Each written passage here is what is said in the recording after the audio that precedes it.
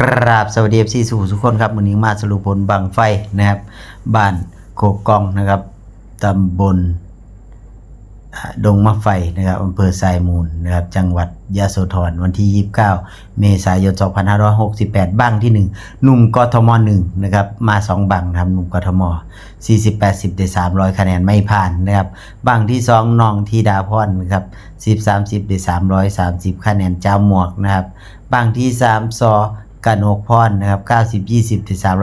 385คะแนนผ่านหวานเจี๊ยบนะครับบังที่4โอรสสวรรค์นะครับเปี้ยง40นะครับได้425คะแนนผ่านหวานเจี๊ยบนะครับบังที่5แอดเทวดานะครับ7บังที่1นะครับแอดเทวดาบังที่1 75-25ได้435คะแนนผ่านหวานเจี๊ยบนะครับบังที่6สราชวงศ์นะครับ40-80ได้395คะแนนผ่านหวานเจี๊ยบนะครับบังที่7หนุ่มกทมบังที่2นะครับ30-70ได้325คะแนนไม่ผ่านนะครับบังที่8นะครับผมของใหญ่นะครับบังไฟลานเมฆสีทองนะครับผม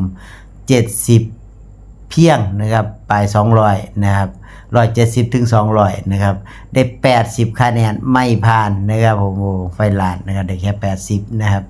บังที่9นะครับเสียบาทบวกเบิกฝ่ายอิสราเอลนะครับ10วิได้280คะแนนไม่ผ่านนะครับบังที่10นะครับเทพปากเทพทางหลวงนะครับ90-30ได้385คะแนนผ่านหวานเจี๊ยบนะครับบังที่11จอเจริญสุขนะครับ20-60ได้475คะแนนผ่านหวานเจี๊ยบนะครับบังที่12นครโคกองนะครับ60-80ได้418คะแนนผ่านหวานเจี๊ยบนะครับบังที่13เบนน้ำชัยนะครับ30-70ได้260คะแนนไม่ผ่านนะครับบังที่14ว่างสันติสุขนะครับ30-55 295คะแนนไม่ผ่านนะครับบังที่15ซอแท็กเตอร์นะครับ20-40นะครับได้185คะแนนไม่ผ่านนะครับบังที่16แอดเทวดานะครับบังที่2 80-20ได้490คะแนนผ่านหวานเจี๊ยบนะครับบังที่17นะครับเจนงไก่สด20เบอร์เดียวได้260คะแนนไม่ผ่านนะครับผมบ่ผ่านนะครับลุงหลอดติ๊กเป็นผ่านขออภัยนะครับไม่ผ่านนะครับผมข้อมูลผิดพลาดประการใดลุงหลอด FC ต้องกราบขออภัยไว้เป็นอย่างสูงขอบคุณที่ติดตามรับชมลุงหลอด FC สวัสดีครับ